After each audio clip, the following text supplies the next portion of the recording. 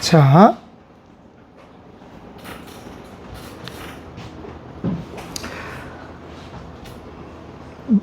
뭐처럼 보여요? 양은 아닌 것 같고 염소 같이 보이죠? 자, 위에는 누가?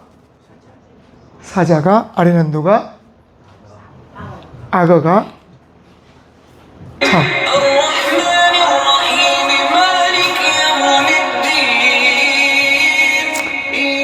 어떻게 해야 할까요? 내려갈 수도 없고 위로 올라갈 수도 없어. 방법이 없어. 그럼 여러분 어떻게 할 것 같아? 근데 얘가 기도한다? 봐봐. 막 소리를 질러요.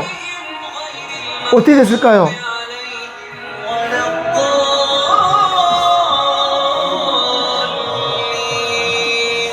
성경이 말씀하는 게 우리가 사망의 음침한 골짜기를 다닐지라도 해를 두려워하지 않는 이유가 여기 있어요.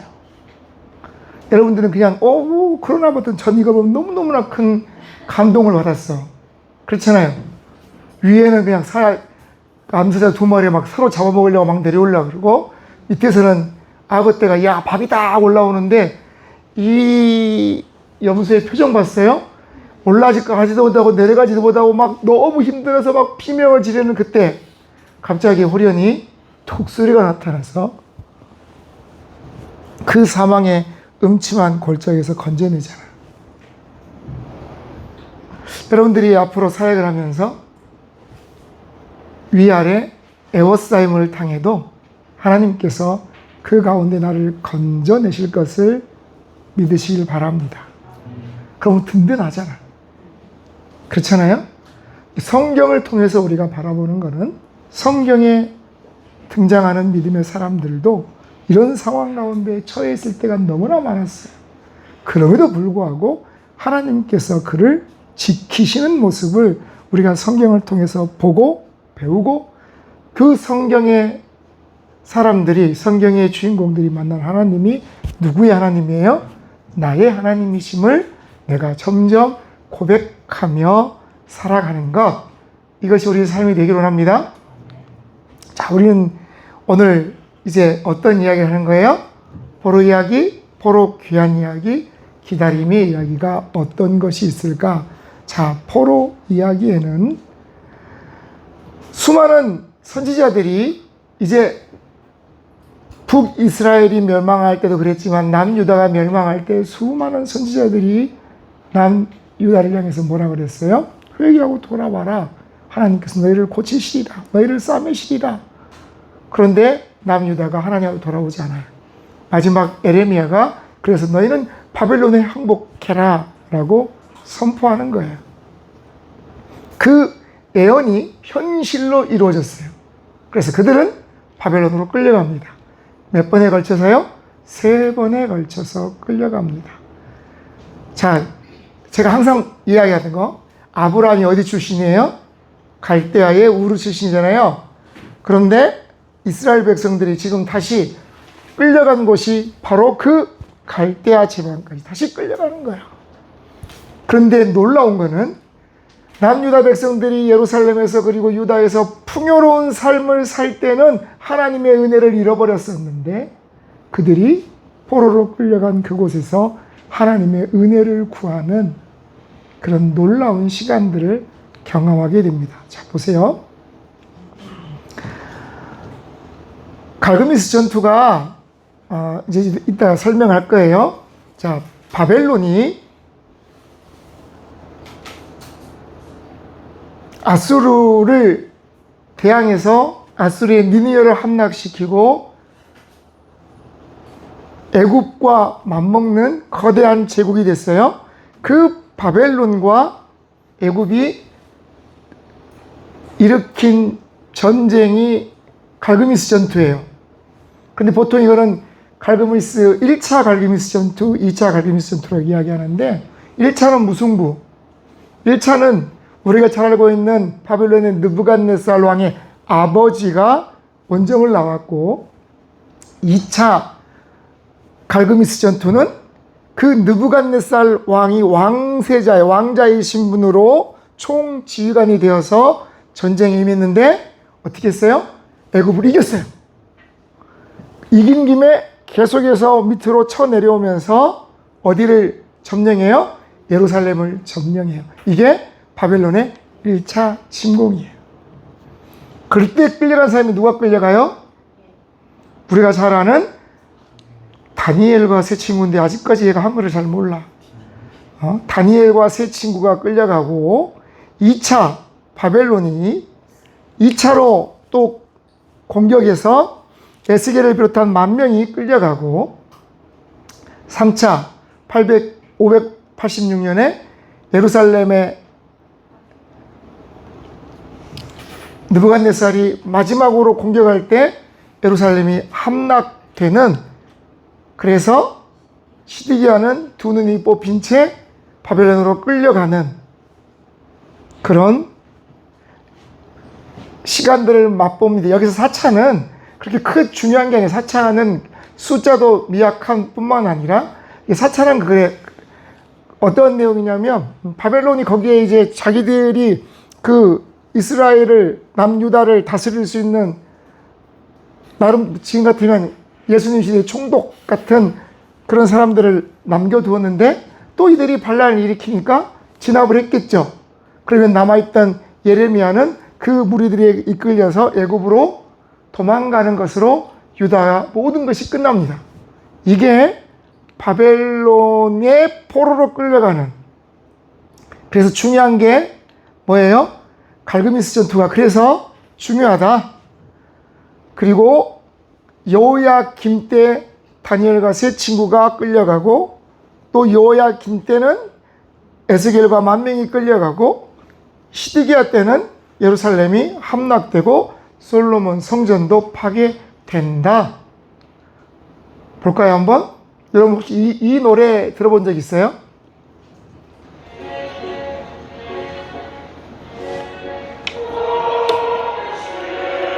오페라예요.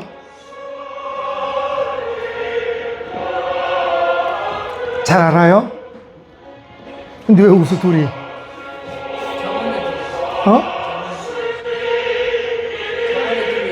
아, 저번에 들려줬다고? 그럼 금방 알아야지. 자, 이게 무슨 노래라고 그랬어요?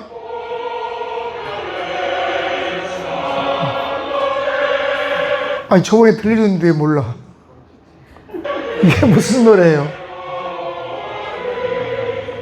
이스라엘 백성들이 바벨론을 끌려가서 그 크발강가에서 야, 우리가 떠나온 그 나의 고향 예루살렘을 생각하며 부르는, 자, 얼굴들을 보세요. 표정이 어때요? 막 즐거워요? 눈물이 뚝뚝 떨어질 것 같잖아. 그리운 요단강변, 무너진 시온 성탑을 부르고 있어요. 자, 그런 모습으로 이 포로 이야기가 지나가는데,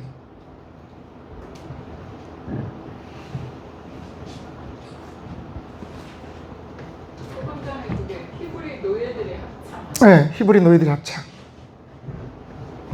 자, 갈그미스 전투가 1차 애굽하고 바벨론이 전쟁을 벌여요.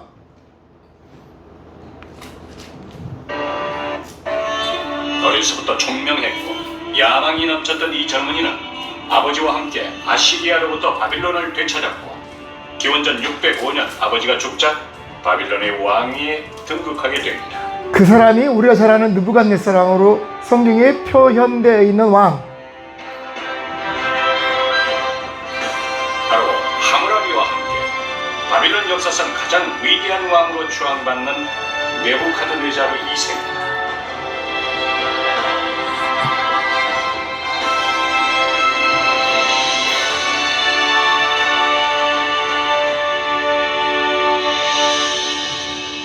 그는 등극하자마자 아시리아의 잔존 세력들을 물리치고 곧바로 주량국 정벌에 나섰습니다.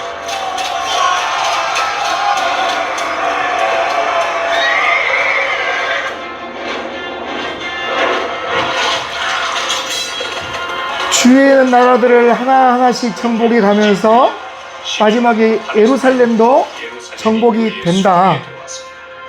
명실공히 제국의 왕이 된 것입니다.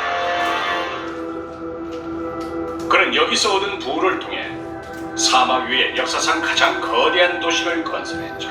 여러분, 사막 안에 이런 도시를 건설할 수 있었다는 게 지금부터 몇천 년 전에. 짧은 쪽 성벽의 길이는 18km에 달하며 긴 쪽은 무려 72km까지 뻗어있다. 성벽 두께를 한번 보세요. 성벽의 높이는 14m이며 3중으로 되어 있고 성벽 위로 난 길은 4마리의 말이 끄는 마차가 멈추지 않고 비껴갈 만큼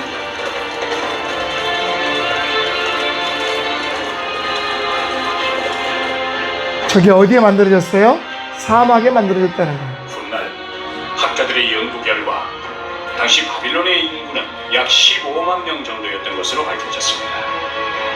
오늘날에 비하면 보잘것없어 보이지만 기원전 6세기 당시엔 세계의 어떤 도시보다 큰 규모였습니다. 이제 이곳에서 한때 위대했던 바빌론을 상상하기란 쉽지 않습니다. 자, 볼까요? 자, 아수르 제국이 굉장히 큰 나라였습니다. 그쵸? 아수르의 수도가 어디예요? 니느웨. 전락하기를 시작했고, 그때 자, 바벨론이 갈대아 우르에서 이제 태생을 해요. 일어나게 됩니다. 그래서 그들이 어디까지 점령합니까? 그때 당시에 가장 악랄했던 북이스라엘을 멸망시켰던 아수르 제국을 바벨론이 공격을 해요. 그래서 니느웨를 정복해요. 근데 여러분, 이 아수르라는 제국이 크기 때문에 수도가 함락되었다 그래서 모든 아수르 제국의 군사력이 무너졌을까요? 그렇진 않았다는 거예요. 아직도 잔존 세력들은 남아 있었다. 그때 여기가 어디예요? 갈그미스예요. 이 갈그미스에서 아수르 제국의 잔존 세력과 위기를 느낀 애굽의 군대들이 연합한 그 군대들이 전쟁을 벌였는데 1차는 무승부, 2차는 느부갓네살이 왕세자의 신분으로 총사령관이 돼서 와서 2차 갈그미스 전투에서는 승리를 했다는 거예요. 갈그미스는 성경에 기록된 갈그미스 전투로 잘 알려진 곳입니다. 이 갈그미스는 투르키예와 시리아에 걸쳐 있습니다. 투르키예가 어디예요? 원래는 터키. 갈그미스라고 하는 마을이 있고 그 옆에 유적지가 있습니다. 갈그미스 마을입니다. 여러분들이 터키 하면 뭐가 생각나요? 소아시아 7개가 생각나잖아요. 이 갈그미스의 유적이 있습니다. 이 큰 유적지의 약 60% 정도는 튀르키예에 위치하고 있고 40% 정도는 시리아에 있습니다. 쉽게 말하면 국경에 접해 있다. 자라블루스라고 하는 곳입니다.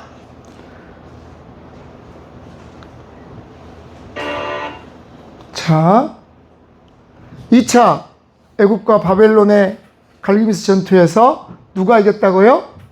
느부갓네살이 이겨요. 그랬더니 느부갓네살이 내려오면서 어떻게 했을까요? 바벨론의 그 병력들이 예루살렘을 공격하겠죠.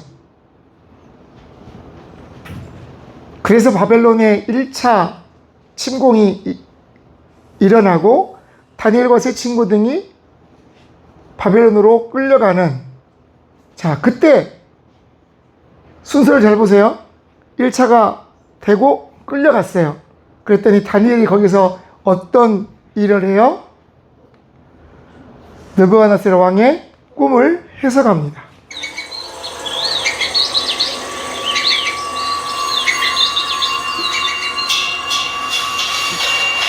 Daniel has visionary powers and is forced to work at Nebuchadnezzar's court.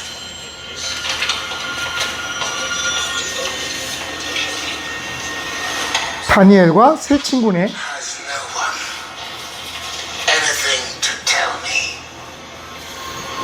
Can you not even describe my dream? Silence is no answer. You're supposed to be wise men, sorcerers, seers. So what do you see? 근데 우리가 알기는 다니엘과 세 친구는 소년이라 알고 있는데 늙은 소년들이네.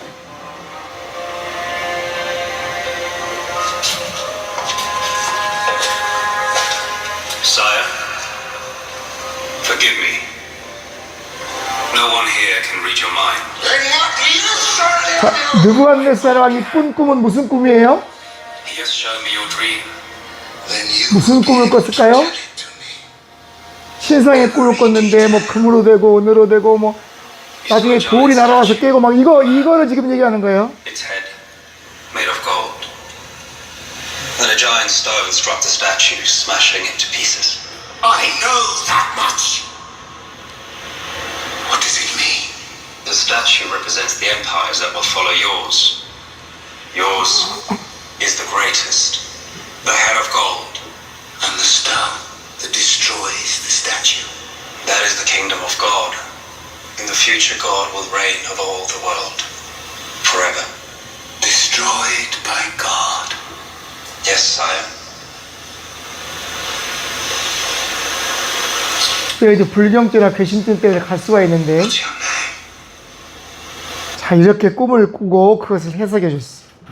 자, 보세요. 여호야김이 1차 바벨론이 침공할 때 여호야김이 남유다의 왕이었잖아요. 애굽을 따르다가 바벨론한테 애굽이 지는 걸 보고 다시 바벨론에게 조공을 바쳐요. 근데 아무리 생각해도 야, 이거 뭐지? 하고 다시 애굽을 친애굽 정책을 펼치니까 어떻게 해요? 느부갓네살이 2차로 침공할 때에 여호야김이 사망하고 그의 아들인 여호야긴이 왕위에 오릅니다. 그래서 느부갓네살이 예루살렘에 2차 침공을 하는 그런 계기가 돼요. 여호야김에서 여호야긴으로 넘어가고 이렇게 생각하시면 돼요. 2차 침공은 느부갓네살이 직접 침략한 게 아니라 주위에 있는 친 바벨론 나라들을 통해서 예루살렘을 공격하고 마지막 순간에 느부갓네살이 와서 예루살렘을 2차로 무너뜨리는데 그때 여호야김이 어떻게 죽었는지 성경은 말씀하지 않지만 여호야김이 죽고 여호야긴이 왕이 된 지 3개월 만에 느부갓네살에게 2차 공격을 당해서 또 거기에서 에스겔을 비롯한 만 명의 포로들이 끌려가요. 이게 2차 침공이에요. 그때 끌려간 에스겔은 뭘 할까요? 에스겔이 끌려갔어요. 어디로 끌려갔어요? 지금 바벨론으로 끌려갔어요. 그럼 그발 강가에 그들이 앉아 있어요. 거기서 그럼 뭐를 할까요? 그발 강이 요만큼 있어요. 여기 요따만큼. 이해되죠? 여기가 바벨론이고 그 바벨론의 그 근처에 강들이 여러분 여기에서 이렇게 흐르는 거예요. 여기서 길 흘러가는 게 아니야. 높은 데도 낮은 데로 흘러가는 거니까 그 그발 강가에 모여서 그들은 뭐를 했을까요? 우리는 그발 강을 한 번도 본 적이 없죠. 요렇게 생겼어요. 응?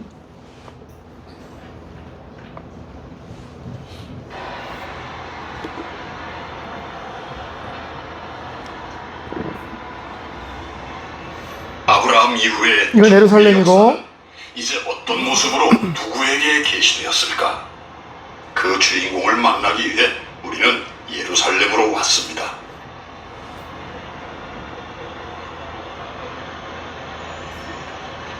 이곳은 현재 예루살렘 안에 있는 지난날 다윗이 세웠던 다윗성의 유적이 있는 곳입니다. 다윗은 올드시티 안에 다윗 성터가 따로 있어요. 장막을 세우고 법궤를 옮겨왔습니다. 이게 뭐 같아요? 이게 하프예요, 하프. 다윗, 그가 바로 아브라함 이후 천국의 계시를 받아서 세상에 드러낸 주인공입니다. 법궤를 옮겨온 이후 그는 하나님의 성전을 짓기로 결심합니다. 이러한 그의 아까 그게 모습을 기뻐하신 비파, 하나님께서는 이게 하프. 그에게 에덴 동산으로부터 시작된 천국 운동의 역사를 계시해 주셨습니다. 내 수완이 차서 내 조상들과 함께 누울 때에 내가 내 몸에서 날 내 씨를 내 뒤에 세워 그의 나라를 견고하게 하리라. 내 집과 내 나라가 내 앞에서 영원히 보존되고 내 왕위가 영원히 견고하리라 하셨다 하라. 아들, 영원한 나라. 이 아들은 결국 예수 그리스도이며 영원한 나라는 곧 천국을 말합니다. 이때부터 말라기까지의 역사는 이 언약이 중심이 되어 진행됩니다. 다윗이 죽은 후에 이스라엘의 역사는 솔로몬에게 이어지고 그는 아버지 다윗이 하나님과 맺은 언약대로 성전을 건축하여 봉헌하는 업적을 남기기도 합니다. 우리는 시간이 없으니까 조금 스킵할게요. 여기는 유프라데스 강입니다. 이 유프라데스 강줄기에서 바벨론으로 끌려간 유대인들이 흩어져 살고 있었습니다. 이곳에서 그들은 희망을 품고 노래했습니다. 선지자들이 외쳤던 메시아와 그 나라에 대한 예언을 믿었기 때문이었습니다. 당시 그들의 심정을 가장 잘 표현하고 있는 것이 시편 137편입니다. 우리가 바벨론의 여러 강변 거기 앉아서 시온을 기억하며 울었도다. 그들은 선지자들의 예언을 기억하며 울었습니다. 다윗의 후손으로 오실 메시아, 그가 이루실 새로운 세계, 하나님 당시에 이스라엘 백성들이 어떤 분위기 가운데 살았는지 알겠죠? 울며 노래했습니다.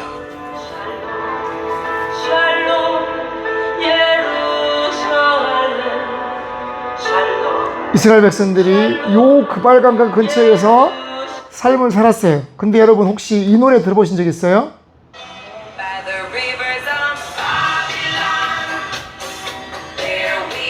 자, 이 노래 어디서 들으셨어요? 광고에서 또 나이트 클럽에서 들은 거 아니고? 에? 콜라테? 여러분 이 노래가 어떤 노래 같아요? 막 좀 흥겨운 노래 같죠? 가사를 좀 봐보세요. 바벨론 강가에서 우리는 앉았었어. 우리는 울었어. 지금 무슨 내용이에요, 이 노래가? 아까 그 시편 137편 노래를 똑같이 부르는 거예요, 지금. 바벨론 강가에서 우리는 시온을 생각하며 울었다는 엄청 슬픈 노래인데?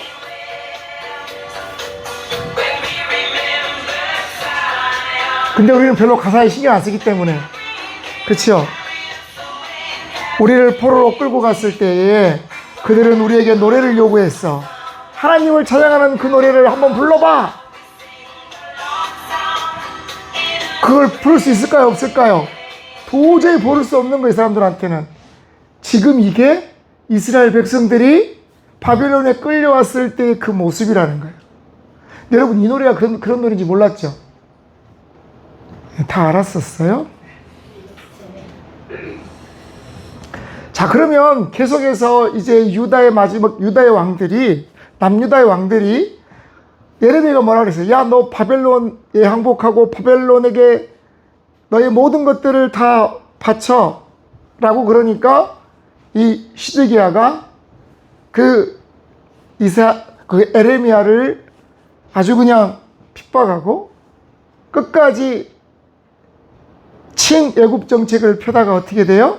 느부갓네살 왕이 마지막 예루살렘에 3차 공격을 가하면서 예루살렘 성벽이 무너지고 솔로몬 성전이 다 허물어져요. 그리고 시드기야는 원래 전쟁을 하다가 그 광야길로 도망가다가 잡혀왔고, 그리고 눈이 뽑혀서 끌려가고, 남유다에 나온 사람들 대부분이 바벨론으로 끌려가는 그런 일이 생깁니다. 자, 그때 이 시간의 흐름을 잘 봐야 돼요. 그때 먼저 끌려갔던 다니엘과 세 친구는 뭐하고 있었을까? 그 유명한 세 친구의 풀무불 스토리가 여기에 등장합니다.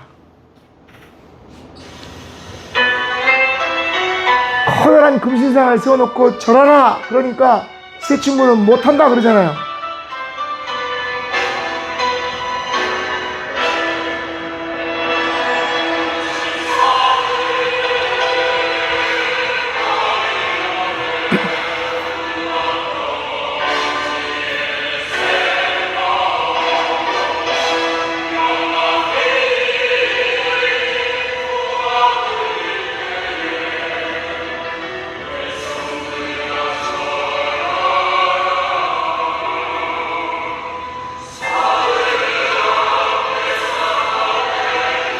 다 절하는데 3명만 절하고 딱 서 있어.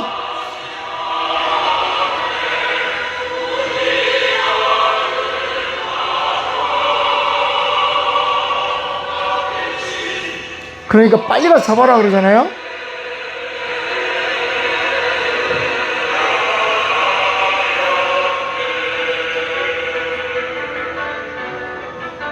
자, 사드락 메삭 아벳느고가 뭐라 그래요?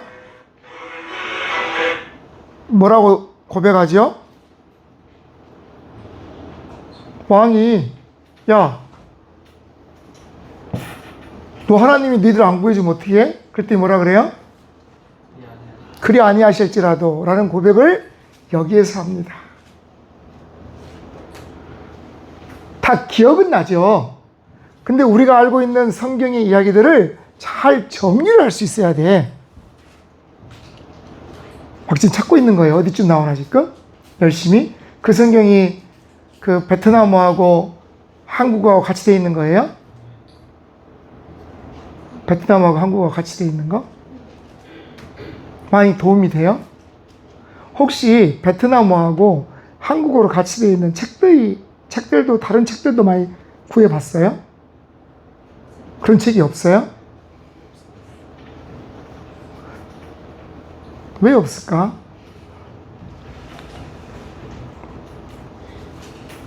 그때 하나님은 또 끌려갔던 에스겔에게, 여러분 이게 예스겔의 이야기 따로 다니엘 이야기 따로가 아니라 동시대에 일어나는 일들이, 왜? 다니엘과 에스겔이 얼마 차이 되지 않고 끌려갔잖아요. 다니엘은 왕궁에서, 에스겔은 그 이스라엘 백성들과 그발 강가에서 살아가면서 그들이 겪었던 이야기들을 성경은 기록하고 있기 때문에 그걸 정리할 필요가 있어. 아, 다니엘의 세 친구가 풀무불에 들어갔다가 나오는 그때 그 어간에 에스겔은 어떤 환상을 보냐? 하나님께서 다시 이스라엘을 회복시켜 주시는 성전의 환상을 봐요. 여러분, 성경에는 성전이 총 몇 개가 등장을 해요? 3개의 성전이 등장을 해요. 솔로몬 성전, 그 다음에 스룹바벨 성전, 헤롯 성전. 그런데 원래 그 사이에 뭐가 하나 더 등장합니까? 예스겔 성전이 등장해요. 환상으로 보이셨지만. 근데 그 예스겔 성전은 벌써 크기가 훨씬 더 웅장하고, 또 에스겔에게 하나님께서 보여주신 환상이 있어요. 어떤 환상이에요? 어떤 환상이에요? 마른 뼈들이 살아나는 그 환상. The hand of the Lord was upon me. He brought me out by the Spirit 하나님이 그 영을 and set me in the 영을 middle of a valley. 나를 데리고 가셔서 보여주시는, It was full of bones.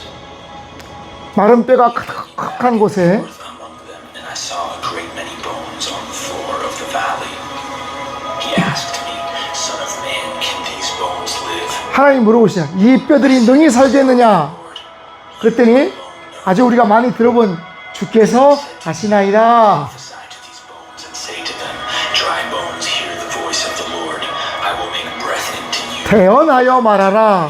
하나님 말씀하실 때 태어납니다. that I am the Lord. 그랬더니 그 뼈들이 서로 연락되고 힘줄이 생기고 살이 붙고 하나님의 지극히 큰 군대가 되었다고 성경은 말씀해요. Together, bone to bone. I looked, and tendons and flesh appeared on them, and skin covered them. But there was no breath in them. Then he said to me, Prophesy to the breath, and say to it, Come from the four winds, O breath, and breathe into these slain that they may live. So I prophesied as he commanded me, and breath entered them. They came to life and stood up on their feet, a vast army. 어디 꼭 그거 같잖아요. 군대 군 입대하라는 광고처럼 보이지 않아요? 그리고 시간이 흘러서 다니엘이 어디에 들어가는 사건이 등장을 해요? 사자굴에 들어가는 사건이.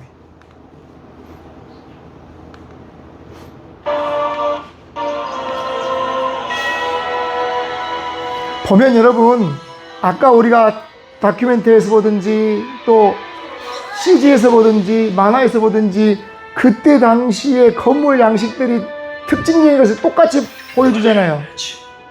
궁에서 자네에 대한 평판이 좋아. 자네는 이 나라에서 가장 지혜로워. 그래서 고맙다는 말을 하고 싶네. 환공합니다, 폐하. 하지만 제 지혜는 오직 전지전능한 하나님이 주셨고 그분은 제가 기도할 때 힘을 주십니다. 저는 늘 그 하나님 얘기를 하지. 제가 가진 것과 지금의 저는 그분이 주셨습니다. 아, 다니엘. 자네가 그 하나님을 믿듯이 나도 뭐든 믿을 수 있으면 좋을 텐데. 아살라, 왕 다니엘만 편애하는데 가만히 있을 건가? 다니엘이 잘못한 게 있나 뒤져봤는데 아무것도 없어. 내가 알아서 할 거니까 걱정 마. 어떻게 하려고? 그걸로 어떻게 할까요? 아니, 맞아야 될 사람은 자네 같고. 다니엘의 운명도 끝이야.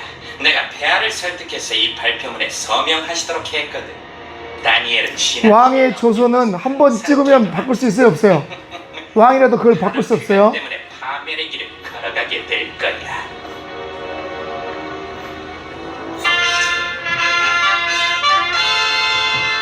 조서를 발표합니다. 바빌론의 시민들은 듣거라.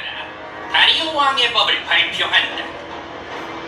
앞으로 30일 동안 다리오 왕을 제외한 어떤 사람이나 신에게 기도를 올리는 자는 사자굴에 던지는 벌을 받을 것이다. 이 법령은 오늘부터 실시한다. 안 돼! 서둘러! 여러분, 이런 나라가 되면 어떻게 할 거예요, 여러분들은? 이런 나라가 된다면. 아이, 그러면 모르게 기도하면 되죠. 예. 아이, 모르게 기도하면 되죠. 눈 뜨고 기도한다 그래서 뭐 그건 기도가 아닌 게 아니지 않습니까? 이렇게 생각할 수 있겠죠.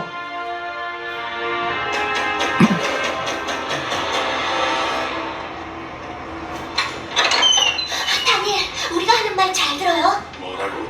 근데 너희들은 누구지? 친구예요. 다니엘, 지금 목숨이 위험해요. 너희들은 내 이름은 아는데 나는 어째서 너희들을 모르지? 우리 말을 들으세요. 당신을 죽이려고 한다니까요. 왕이 법령을 공표했는데 자신을 제외한 신이나 사람에게 기도하는 자는 사자굴에 던지라고 했어요. 나도 알아. 왕궁을 나오기 전에 그 법령에 대해 들었어. 하지만 왕의 생각이 아니라 아살란과 그 친구들 짓이야. 그래서 어떡할 거예요? 계속 기도해야지. 문만 닫고 기도해도 되는데, 그죠? 왜 문을 열고 기도했을까요? 기도를 계속하되 몰래 하는 건 어때요? 내가 옳은 일을 할 때 다른 사람들이 뭐라고 할지 두려워하고 걱정한다면 그건 내게 아무 힘도 없다는 것이야. 자, 그래서 어디로 가요? 다니엘은 어디로 가요? 사자굴에 가겠죠. 자, 사자굴에 갔어요. 백성들은 폐하를 존경하지 않겠지요. 아니면 어디 있지? 아까 그 사자, 아까 그 염소를 먹으려 했던 그 사자들. 포유가 강해 보일지 모르겠지만 내 하나님이 더 강하시다.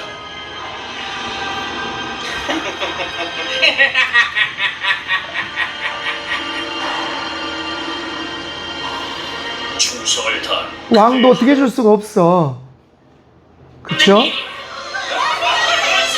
근데 다니엘이 죽지 않고 살아있어. 저를 보내 사자들의 입을 막으셔서 저를 해치지 못하게 하였습니다. 자, 이 사자굴에 누가 들어갈까요? 죄가 없다는 것이 분명하기 때문에 다니엘을 죽이려 했던 그들이 들어갑니다. 또 제가 왕께도 죄를 짓지 않았습니다. 다니엘을 구원해서 올리라. 왕국의 모든 백성들은 다니엘의 하나님을 경배하고 영광을 드려라. 하지만 폐하, 그는 살아계시는 하나님이시오. 영원히 변하지 않으실 이시오. 그의 다스리심은 영원할 것이다. 그는 구원도 하시고 여러분, 이 이야기를 안 믿는 사람이 한다니까? 믿지 않았던 왕이 이런 이야기를 하잖아요. 자, 다니엘과 세 친구의 이야기. 그러면 이스라엘 백성들이 포로로 끌려갔어. 다시 포로의 자리에서 돌아오는 때가 있겠잖아요. 자, 질문. 자, 이스라엘 백성들이 남유다에 있는 유대인들이 끌려가고 몇 년 만에 돌아온다고 성경은 말씀해요? 몇 년 만에 돌아온다고? 70년 만에? 자, 기준이 어딜까요? 1번 1차 침공, 2번 2차 침공, 끌려가지만 70년이니까 3번 3차 침공, 4번 모름. 자, 몇 번일까요? 몇 년, 70년이라는 것은 언제부터 70년이라는 거예요? 막 이제 1차, 3차 막 눈치 보고 이제 막 눈치 게임을 해야지 이제. 다니엘이 끌려간 바로 1차 침공 때부터 해서 70년이에요. 이해되죠? 자, 보세요. 포로 귀환 때는 스룹바벨이 와서 성전을 재건해요. 그랬더니 이제 에스라가 2차로 귀환하면서 이스라엘 백성들의 영성을 재건해요. 그리고 느헤미야가 3차로 돌아와서 뭘 하냐면 성벽을 재건해요. 며칠 만에? 52일 만에. 그리고 느헤미야와 에스라를 중심으로 해 종교개혁이 일어나요. 자, 여기까지 보면 이스라엘 백성들은 완벽한 하나님의 백성들로 이제 거듭나야 돼. 그렇잖아요. 여기까지서 딱 끝났으면 너무너무 좋은 일이야. 그런데 말입니다. 말라기 선지자를 마지막으로 해서 구약 성경이 끝나죠. 그로부터 400년 또 하나님은 침묵하세요. 왜? 하나님에 대해서 하실 말씀이 없어. 그래서 우리는 그것을 기다림의 이야기라 그래요. 예수님을 다시 이 땅에 보내주시기까지 400년 동안 하나님이 침묵하시는 시간이 있었다. 그게 기다림의 이야기다. 자, 봅시다. 1차 고레스 칙령에 의해서 스룹바벨들과 함께 약 5만 명의 백성들이 귀환해요. 여러분 생각해 보세요. 이스라엘 백성들은 지금 70년이라는 시간이 흘렀어요. 그러면 예루살렘을 가본 사람이 그 70년 만에 돌아온 사람들 가운데 많이 있어요? 조금 있어요. 한번 생각해 보세요. 그때 당시 한 열 몇 살 되는 사람도 70년 지나면 80 몇 살이야. 그럼 여러분 80 몇 살 되는 할아버지가 이 먼 길을 걸어올 수 있어요? 없어요? 없잖아. 어떻게 보면 예루살렘을 한 번도 경험하지 못했던 사람들이 대부분인 사람들 가운데 그들 중에 5만 명이 그 길을 떠나요. 예루살렘에 가면 뭐가 다 준비되어 있어요? 아니요, 아무것도 없어요. 근데 반대로 바벨론에서는 지금까지 자기들이 살고 누리고 또 열심히 해서 모으고 한 많은 것들이 있어. 근데 그 모든 것들을 포기하고 예루살렘으로 돌아가는 사람들이 있었다는 거예요. 이 사람들은 왜 그랬을까? 그의 아버지가 우리가 어떤 사람들이고 하나님의 백성들로 어떤 모습으로 지금까지 살았고 하는 것을 계속해서 이야기해 줬을 거 아니에요. 자, 보세요. 와서 성전을 지었어요. 그랬더니 바로 막 성전을 지어요? 아니요. 16년 동안 성전 공사가 멈춰졌어요. 왜? 수많은 사람들이 반대를 해. 여러분, 성전을 짓는 거는 귀한 거예요? 귀하지 않는 거예요? 귀한 일이에요. 소중한 일이에요. 여러분 나중에 사역할 때 소중한 일, 귀한 일을 하면 모든 사람들이 칭찬하고 박수 쳐주고 와, 너무 잘하십니다 그럴 것 같아요? 아니요. 분명히 누군가는 반대할 것이고 분명히 누군가는 불평할 것이고 분명히 누군가는 원망할 거예요. 그게 16년 동안의 중단으로도 나타날 수 있어요. 그러나 하나님은 그것을 뛰어넘어서 스룹바벨 성전을 완공하게 하십니다. 그리고 에스라가 돌아와서 이스라엘 백성들을 영적으로 깨우기 시작합니다.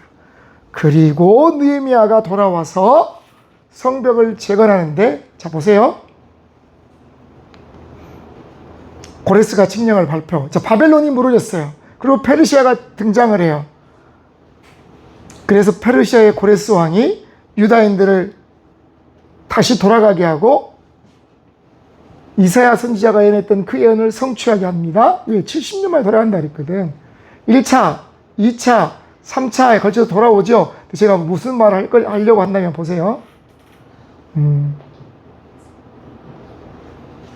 고레스의 마음을 누가 감동시키세요? 하나님이 감동시키십니다. 여러분, 역사를 누가 움직이세요?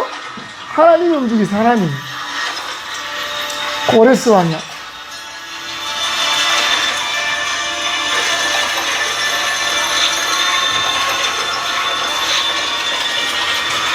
이 페르시아는 나중에 어떻게 돼요? 알렉산더 대왕에 대해서 또 무너지는 거예요. 이 바벨론에 무혈 입성합니다. 페르시아군이. 자, 보세요, 여러분. 또 그 다음에 그들이 와서 성전을 건축하기 시작하는데 방해를 하죠. 조직적으로 방해를 합니다. 그리고 마침 성전이 봉헌되는데 여러분 봐봐요. 이게 스룹바벨 성전의 모습이에요. 이건 솔로몬 성전의 모습이고 비교가 돼요? 비교가 돼? 비교가 안 돼. 초라해. 그래도 이 초라한 성전의 모습을 보고 많은 사람들이 너무나 기뻐서 우리가 하나님을 마음껏 예배할 수 있구나 라고 기뻐했어요. 자, 에스라가 교환을 하죠. 그리고 에스라가 와서 하는 일이 뭐예요? 회개운동을 해요. 회개운동을. 사무엘이 온 이스라엘 백성들을 모아서 미스바에서 회개운동을 했던 것처럼 에스라도 다시 돌아와서 회개운동을 합니다. 그리고 그 회개운동의 결과 그동안 이방 여인들과 결혼한 이스라엘 남자들에게 이방인 부인들을 다시 돌려보내라. 결코 쉬운 일이 아니에요. 그렇죠? 그런데 회개라는 것은 거기에 따른 결단이 있어야 돼요.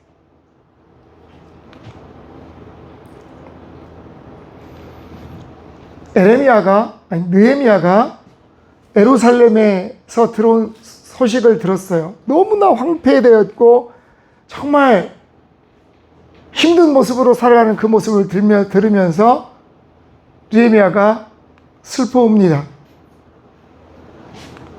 시간이 없고. 그리고 그 느헤미야가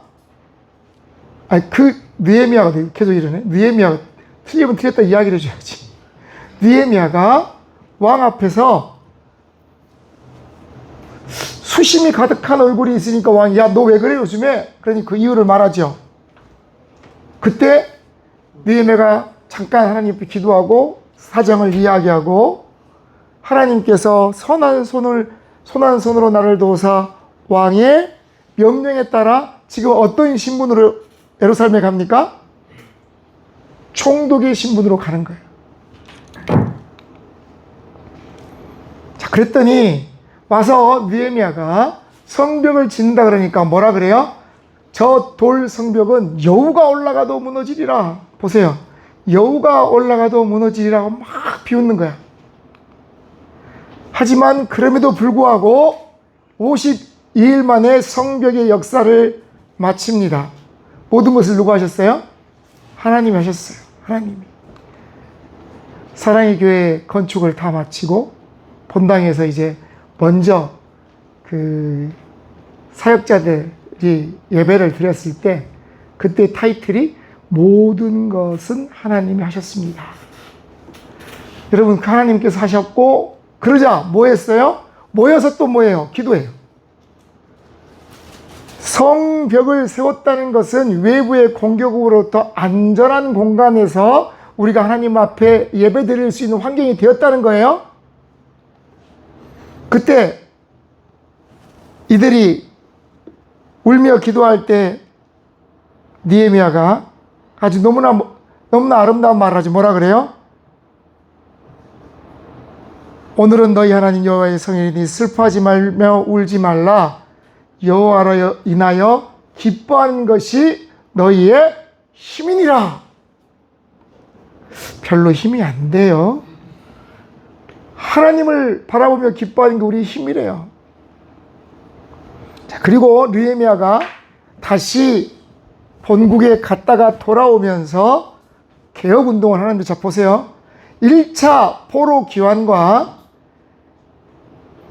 그 사이에 1차로 귀환했다는 말은 모든 사람들이 돌아오지 않았잖아요. 남아있는 사람들의 이야기가 있어. 그 이야기가 뭐냐면 예스더에 나오는 그 이야기가 예루살렘으로 돌아가지 않고 남아있던 사람들의 이야기예요. 그리고 여러분, 우리가 에스더가 왕으로 선택되잖아요. 그 에스더의 남편인 이 왕의 이름을, 그리고 이 왕을 우리가 너무나 잘 아는 왕이에요.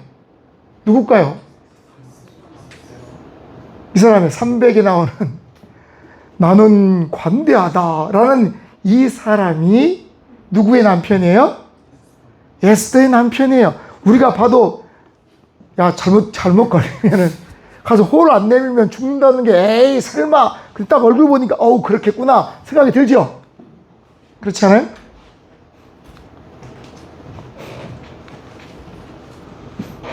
여긴 누구누가 등장해요?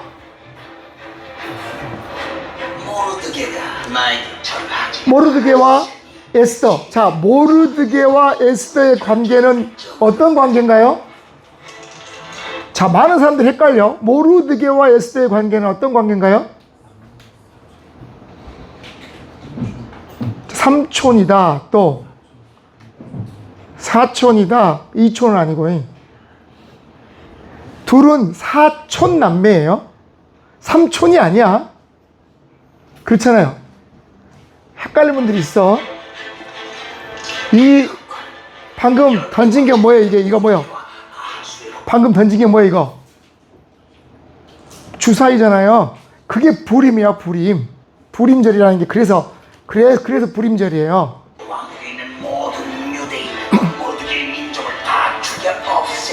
얘는 누구예요? 하만. 하만. 잘했어, 지. 이렇게 딱 내밀어야지 안 죽는 거야. 기분 나빠서 안 내밀면 죽는 거라고. 나라의 모든 지방에 걸쳐 다른 민족들 사이에 흩어져 사는 한 민족이 있는데 그들은 어느 민족과도 다른 모습을 갖고 있으며 왕의 법도 지키지 않고 있습니다. 그러므로 그대로 살게 내버려두는 것은 옳지 않다고 봅니다. 자, 그래서 하만은 뭘 준비해요? 모르드게를 죽일 50규빗짜리 장대를 딱 준비해요. 근데 그 장대에 누가 죽어요? 하만이 죽어요. 난 당신을 믿소, 하만. 만약 그 민족이 위협이 된다면 조서를 써서 내 인장을 찍어 공표하시오. 자, 이때 에스더가 나가면서 뭐라 그래요? 죽으면 죽으리다. 제가 왜 이걸 여러분한테 빨리 보여주려고 가는 사람도 있어가지고 1차 포로기환과 2차 포로기환 사이에 1차 가고 한 두 달 있다가 2차 가고가 아니라 1차와 2차 사이에는 몇 년의 사이가 있어요? 80년간의 간격이 있다는 거예요. 1차 스룹바벨이 5만 명을 데리고 돌아왔잖아요. 2차에 에스라가 또 사람들을 모아서 돌아왔어. 그 사이에는 80년의 시간이 있어요. 그럼 스룹바벨은 살아있어, 죽어있어? 죽어있어요. 스룹바벨이 성전을 짓고 사람들이 하나님의 말씀 앞으로 다 모여서 아멘하고 기도하고 예배했던 그 모습은 사라졌기 때문에 에스라가 가서 다시 회개운동을 일으키는 거예요. 근데 여러분, 80년이면 대봐야 3대잖아. 한 세대가 30년이니까 세 세대가, 여러분 어디서 많이 본 장면 아니에요? 기억이 안 나면 안 되는데, 가나안 이야기할 때, 가나안 정복 이야기할 때 여호수아를 알지 못하던 세대가 생겼어요. 불과 몇십 년 만에 우리는 하나님만을 섬기겠습니다 라고 했던 민족이 하나님을 알지 못하는 백성들이 되어서 하나님부터 멀리 떠나. 보세요. 스룹바벨이 5만 명이 죽을 힘을 다해서 우리가 예루살렘으로 돌아가겠다 가서 하나님 앞에 예배를 드리려고 스룹바벨 성전을 어떤 어려움 가운데서 지었어요. 근데 얼마 시간이 지나지 않아서 이들은 또 하나님을 모르고 하나님 예배를 드리지 않는 거예요. 그러니까 에스라가 다시 또 가서 이스라엘 백성들을 회개시키고 또 영적으로 회복시키는 시간들이 있었어요. 몇 명이 왔을까요? 이때는 약 1758명. 왜 그래요? 벌써 1차 지나가고 80년이 지났어. 그러면 예루살렘에서 끌려온부터는 150년이 지난 거예요. 아주 먼 옛날의 이야기가 됐어요. 하지만 여러분, 그때에도 자, 주로 누구를 데려갔냐면 남아있는 레위인들을 다 찾아서 데려왔어요. 왜? 예배를 회복시켜야 되기 때문에. 다시 1차가 지나간 80년이 되었다 할지라도 하나님이 남겨둔 사람이 있었고 그들이 다시 돌아왔어요. 그러면 그때부터 몇 년 뒤에 느헤미야가 오느냐? 14년 뒤에 1차에서부터 시작해서 94년이 되는 데까지 해서 3차 귀환이 시작되었다는 것입니다. 이거 잘 모르는 사람들이 많이 있을 수 있어요. 기억을 하시고, 자, 성벽은 며칠 만에? 52일 만에 다시 완성이 됩니다. 내가 어떻게든지 지금 같이 듣게 하려고 빨리빨리 가고 있는 거예요, 지금. 자, 기다림의 이야기에는 그랬는데, 자, 여러분 보세요. 에스라와 느헤미야가 종교 개혁을 하고 다시 한번 하나님 앞에 우리가 거룩한 민족으로 살자 그랬어요. 근데 얼마 안 지나서 말라기 선지자가 보니까 개판이야. 하나님 거 도둑질하고 지들 마음대로 살고 하나님에 대해서 하실 말씀이 없어. 그래서 세력이 변했고, 정치 세력이 변했고, 종교 세력이 변했고, 이거는 나중에 2학기 때 신약을 한번 하기 전에 한번 같이 나눌 거예요. 그때 사람들이 가지고 있는 사상이 있어요. 뭐예요? 메시아 대망 사상. 너무너무 힘든 거야. 아, 우리가 이렇게 그 중에서 하나님을 고대했던 사람들, 왜요? 세력이 변하면서 이들이 로마의 속국이 되잖아요. 너무 힘들어. 우리를 구원할 메시아가 오시옵소서. 메시아 대망 사상이 모든 사람들에게 깊이 뿌리박혀 있던 그때, 자, 왜 메시아 대망 사상인지 이것만 하고 마칠게요. 언어의 통일이 있었어요. 헬라 제국이 모든 것들을 다 정복함으로써 헬라 문화가 발달돼서 언어가 통일되었고 행정이 통일됐어요. 로마로 모든 길은 어디로 통해요? 로마로 통하는 다 만들어놨어. 그리고 영적 갈망이 그 어느 때보다 심해졌고 이들은 그때부터 하나님의 예수님의 탄생을 기다리는 기다림의 이야기가 시작되는 거예요.